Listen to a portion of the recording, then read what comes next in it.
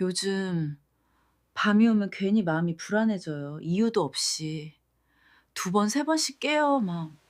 선생님, 이건 단순한 예민함이 아닙니다. 야. 깊은 잠이 계속 끊기면 뇌는 회복할 시간을 잃습니다. 나는 그냥 나이가 들어서 그런 줄 알았어요. 조금 예민해지고 조금 깜빡하는 건 당연한 줄 알았죠. 요즘은 아침이 덜 무거워요. 제가 진료실에서 너무도 여러 번 보아온 일들이 있습니다. 그래서 한 연세 많은 환자분이 제 앞에 앉아 요즘 제가 자꾸 깜빡합니다 라고 말씀하실 때면 저는 더 이상 서둘러 나이부터 떠올리지 않습니다. 저는 수면을 떠올립니다. 저는 여러 번 끊기는 밤을 떠올립니다. 저는 새벽 2시, 3시에 깨어나 어둠 속에서 천장을 바라보며 왜 내가 깼는지도 모른 채 누워있던 순간들을 떠올립니다.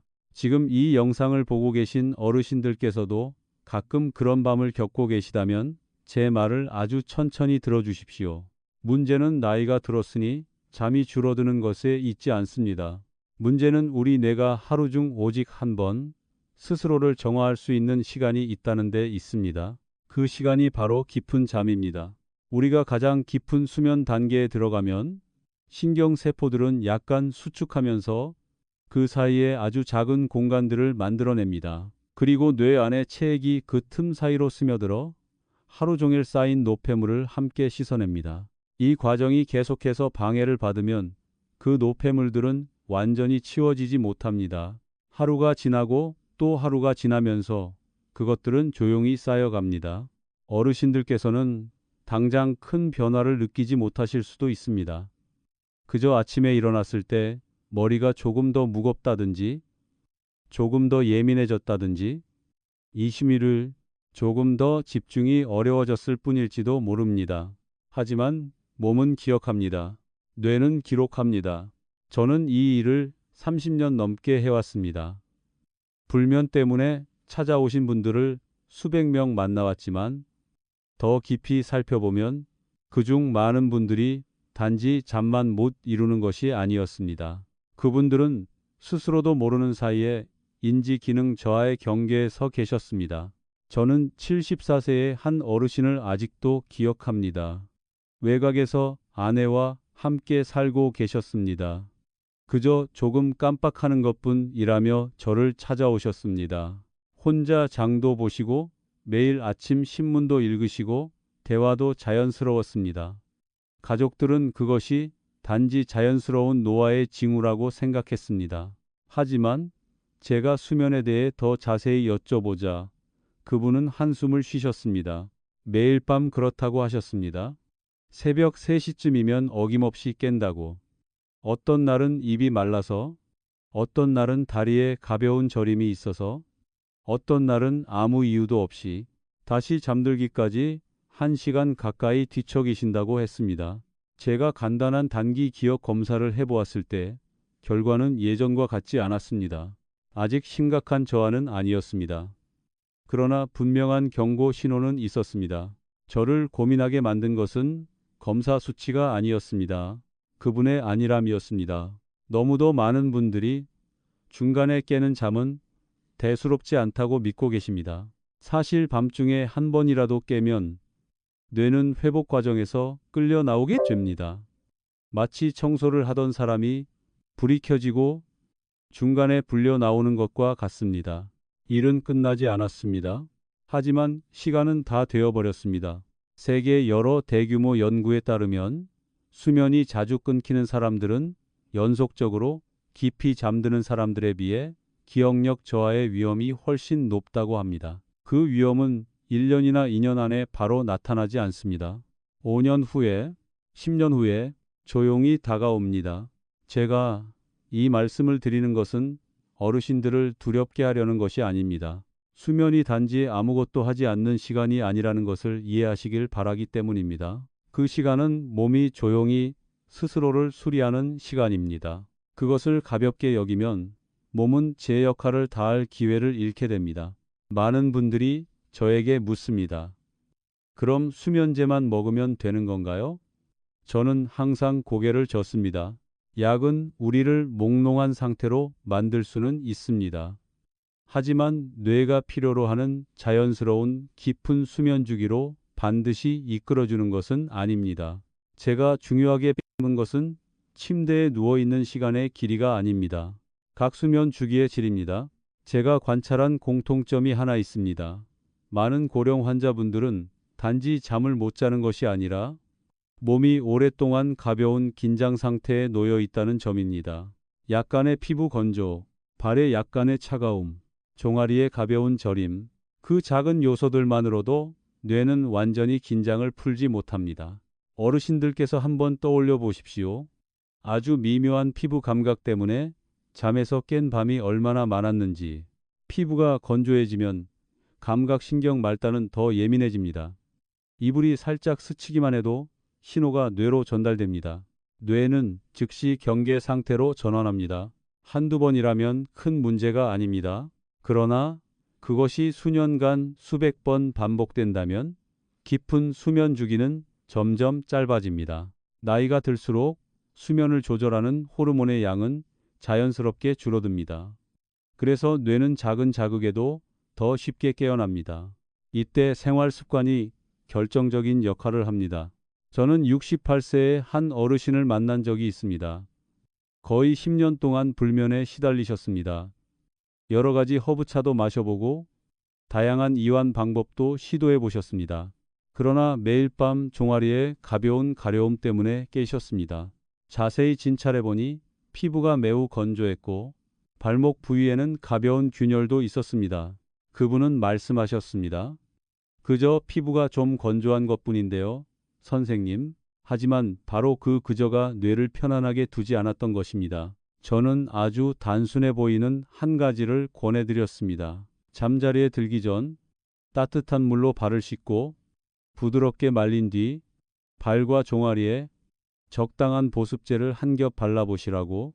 너무 많이도 아니고 복잡하게도 아니고 그저 매일 밤 꾸준히 2주 후에 다시 오셨을 때 수면은 훨씬 이어졌고 밤중에 깨는 횟수도 눈에 띄게 줄어들었습니다. 그분이 하신 말이 아직도 기억에 남습니다. 이렇게 작은 일이 잠을 바꿀 줄은 몰랐습니다. 많은 분들이 복잡한 해결책을 찾습니다. 하지만 때로는 원인이 아주 기본적인 신체 신호에 있습니다. 우리의 뇌는 흔들림을 좋아하지 않습니다. 안정이 필요합니다. 발이 적당히 따뜻해지면 혈관이 부드럽게 확장되고 몸은 이제 쉴 시간이라는 신호를 받습니다. 피부가 충분히 촉촉하면 감각 수용체가 계속해서 자극되지 않습니다. 그 작은 요소들이 조정되어야만 뇌는 더 깊은 수면으로 들어갈 수 있습니다. 어르신들께 한 가지를 꼭 이해해 주시길 바랍니다. 나이가 들었다고 해서 불면이 곧 운명은 아닙니다. 하지만 그것을 가볍게 여기면 더 큰 문제로 이어지는 문이 될 수 있습니다. 기억력은 하룻밤 사이에 사라지지 않습니다. 온전하지 못한 수면의 밤들 속에서 서서히 옅어집니다. 새벽 3시에 깨어나 내가 늙어서 그렇겠지라고 스스로에게 말한 적이 있으시다면 오늘 이후로는 그 말을 이렇게 바꾸셨으면 합니다. 아마도 내 몸이 더 올바른 돌봄을 필요로 하는 것일지 모른다. 우리는 시간을 거꾸로 돌릴 수는 없습니다. 하지만 남은 여정을 지킬 수는 있습니다. 그리고 그 여정은 아주 작은 일에서 시작됩니다. 밤에 뇌가 제 일을 다할 수 있도록 몸을 충분히 따뜻하게, 충분히 촉촉하게, 충분히 고요하게 유지하는 것. 밤중에 우리가 깨어나는 또 다른 원인들에 대해서도 다음에 계속 말씀드리겠습니다. 밤중에 자주 깨는 분들께서 흔히 겪으면서도 정작 본인은 한 번도 생각해보지 않는 한 가지가 더 있습니다. 그것은 저녁 시간에 일어나는 몸의 조용한 흔들림입니다. 낮 동안 우리는 바쁩니다. 몸에는 많은 자극이 있고 많은 활동이 있습니다. 작은 불균형들은 움직임과 빛에 가려집니다. 하지만 밤이 되면 모든 것이 고요해집니다. 바로 그때 가장 작은 흔들림조차 또렷해집니다. 어르신들 가운데 이런 느낌을 겪어보신 분 계십니까? 낮에는 괜찮은데 막상 누우면 심장이 더 또렷하게 뛰는 것 같고 머리는 더 또렷해지고 팔다리는 더 안절부절 못하는 느낌 말입니다. 저는 그런 경우를 아주 많이 보았습니다. 71세의 한 어르신께서 제게 이렇게 말씀하신 적이 있습니다. 낮에는 집안일도 하고 손주도 돌보고 괜찮아요. 그런데 불을 끄기만 하면 이상하게 몸이 편치 않아요. 제가 그분의 저녁 습관을 여쭤보았을 때 아주 흔한 한 가지 습관을 발견했습니다. 그분은 밤에 화장실에 일어나기 싫어서 오후 6시 이후에는 거의 물을 마시지 않으셨습니다. 어르신들께서도 익숙하게 느껴지십니까? 많은 분들이 그렇게 하십니다. 하지만 아이러니하게도 저녁에 몸에 수분이 부족해지면 혈액은 조금 더 진해집니다. 염분과 미네랄의 농도도 달라집니다. 뇌는 이러한 변화를 감지하고 조절하기 위해 신경계를 활성화합니다. 그 조절 과정은 요란하지 않습니다. 하지만 잠을 얕고 예민하게 만들기에는 충분합니다. 몸은 극단을 좋아하지 않습니다. 너무 많은 것도 좋아하지 않습니다. 하지만 너무 적은 것도 좋아하지 않습니다. 낮에 물을 한꺼번에 많이 마시고 저녁에는 완전히 끊어버리면 분포가 어긋납니다. 신장은 다른 리듬으로 일해야 하고 신경계는 적응해야 합니다. 그 적응 과정에서 가장 먼저 영향을 받는 것이 바로 수면입니다. 저는 어르신들께 잠들기 직전에 물을 많이 드시라고 권하지 않습니다. 하지만 매일 밤 몸이 가벼운 갈증 상태에 오래 머물게 두지 말라고 권합니다. 하루 동안 고르게 나누어 드셨다면 잠들기 전 따뜻한 물 한 모금은 두려워할 일이 아닙니다. 중요한 것은 균형입니다. 물뿐만 아니라 또 하나 잘 주목받지 못하는 요소가 있습니다. 바로 빛입니다. 저녁 7시 이후에도 집안이 나처럼 환하다면 뇌는 아직 쉴 시간이 아니라고 생각합니다. 수면을 조절하는 호르몬은 빛이 서서히 줄어들 때 분비됩니다. 저는 환자분들께 자주 이렇게 말씀드립니다. 불을 갑자기 꺼버리지 마십시오. 몸이 하루가 끝났다는 것을 이해할 시간을 주십시오. 빛을 조금씩 줄이십시오. 부드러운 노란빛 조명으로 바꾸십시오. 휴대전화의 지나치게 밝은 화면은 피하십시오. 그 작은 변화들이 뇌를 경계 상태에서 이완 상태로 옮겨줍니다. 69세의 한 어르신이 특히 기억에 남습니다. 그분은 통증 때문도 아니고 밤중에 소변을 보기 때문도 아니었습니다. 잠들기 직전까지 뉴스를 보는 습관 때문에 잠을 이루지 못했습니다. 뉴스는 그분의 마음을 계속 붙잡아 두었습니다. 스스로는 느끼지 못했지만 심장은 조금 더 빨리 뛰고 있었습니다. 싸움과 경계의 신경계인 교감신경이 여전히 작동하고 있었습니다. 누워도 몸은 아직 휴식 모드로 전환되지 못했습니다. 그 결과 잠은 매우 얕았습니다. 작은 소리 하나에도 쉽게 깨어났습니다. 그분이 변화를 받아들이셨을 때 잠자기 1시간 전에는 텔레비전을 끄고 대신 잔잔한 음악을 듣거나 몇 쪽의 책을 읽으셨습니다. 그 이후로 수면의 질은 분명히 좋아졌습니다. 어르신들께 이렇게 한번 상상해 보시라고 말씀드리고 싶습니다. 깊은 잠은 고요한 호수와 같습니다. 낮 동안 우리가 너무 많은 돌을 던지면 긴장, 강한 빛, 물 섭취의 흔들림, 감정의 자극, 저녁의 호수 표면은 여전히 물결치고 있습니다. 호수가 아직 잔잔해지기도 전에 우리는 하늘을 비추기를 요구합니다. 그것은 몸에게 공정하지 않습니다. 예순을 넘기면 잠이 줄어드는 것은 피할 수 없다고 믿는 분들이 많습니다. 나이에 따라 수면 시간이 조금 줄어드는 것은 사실입니다. 하지만 잠이 계속해서 끊기는 것은 반드시 겪어야 할 운명은 아닙니다. 그것은 대개 여러 작은 요소들이 더해진 결과입니다. 조금의 피부 건조, 조금의 수분 부족, 조금의 지나치게 밝은 빛, 조금의 해소되지 않은 긴장, 각각의 조금은 대수롭지 않아 보입니다. 그러나 수년간 쌓이면 그것들은 신경계의 습관이 됩니다. 신경계는 깨어나는 법을 배우게 됩니다. 그리고 한밤중에 깨는 것에 익숙해지면 그것은 반사처럼 반복됩니다. 그렇다면 좋은 소식은 무엇일까요? 신경계는 다시 배울 수도 있습니다. 매일 밤 같은 안정된 리듬을 만들어준다면 점점 줄어드는 빛, 편안한 실내 온도, 따뜻한 발, 충분히 촉촉한 피부, 자극받지 않은 마음, 뇌는 밤이 안전한 시간이라고 서서히 믿게 됩니다. 뇌가 안전하다고 느낄 때에야 비로소 깊이 들어갈 수 있습니다. 그리고 깊이 들어가야만 정화와 회복의 과정이 온전히 이루어집니다. 저는 환자분들께 자주 말씀드립니다. 억지로 잠을 자려고 하지 마십시오. 누워서 스스로를 탓하지 마십시오. 잠을 준비하는데 집중하십시오. 마치 씨를 뿌리기 전에 밭을 준비하는 것처럼 말입니다. 땅은 부드러워야 하고 낮 동안 충분한 물과 빛을 받고 밤에는 충분히 어두워야 합니다.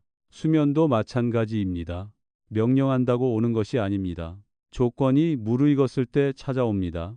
다음 부분에서는 많은 분들이 새벽 2, 3시에 깨어나면서도 그 진짜 원인이 어디에 있는지 전혀 알지 못하는 또 하나의 매우 중요한 요소에 대해 말씀드리겠습니다. 밤중에 환자분들의 이야기를 들을 때 제가 특히 주의를 기울이는 시간이 있습니다. 바로 새벽 2시에서 3시 사이입니다.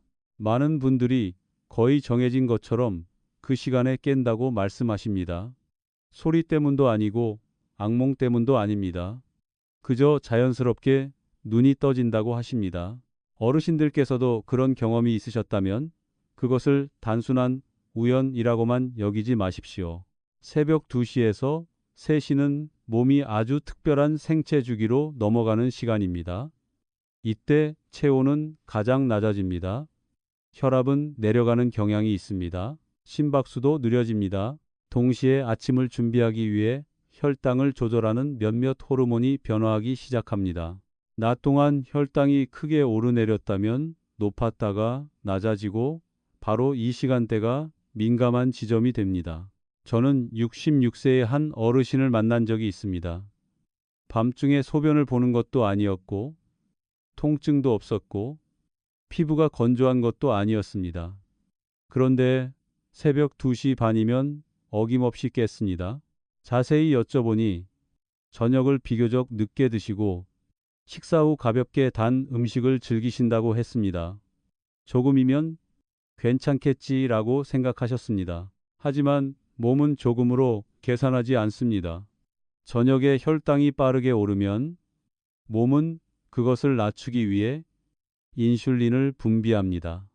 만약 너무 빠르게 떨어지면 몇 시간 후 혈당이 가볍게 내려갈 수 있습니다. 뇌는 그 하강에 매우 민감합니다. 어르신들께서 어지럽거나 손이 떨리는 느낌을 받지 않더라도 뇌는 그 변화를 감지하고 경계 신호를 보냅니다.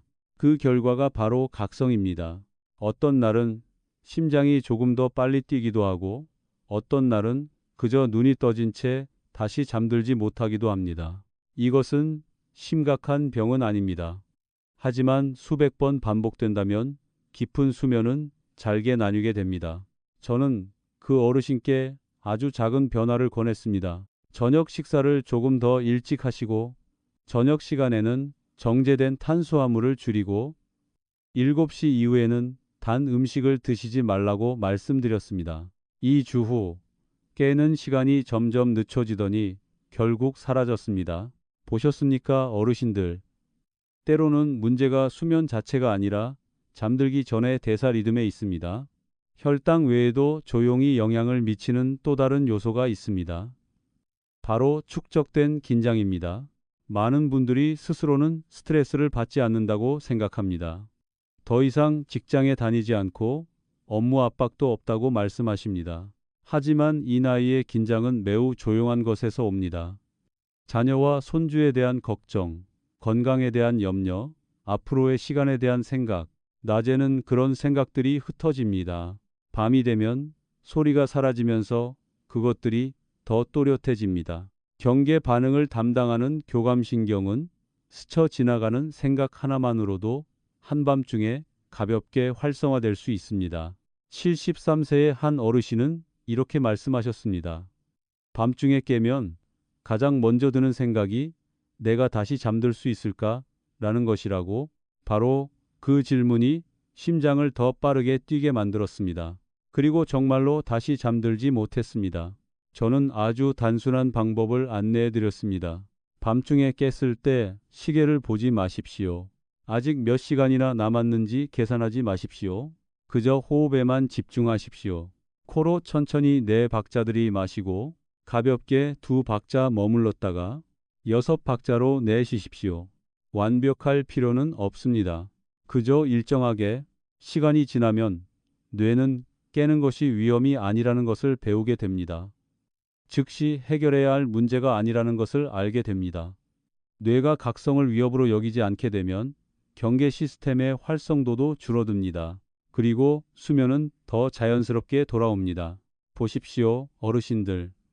몸은 우리를 거스르는 존재가 아닙니다. 항상 우리를 보호하려고 합니다. 하지만 우리가 모순된 신호를 너무 많이 보내면 늦은 식사, 강한 빛, 긴장된 생각, 수분 부족 또는 과도한 건조, 몸은 반응합니다. 그 반응이 때로는 단 한 번의 각성일 뿐일 수 있습니다.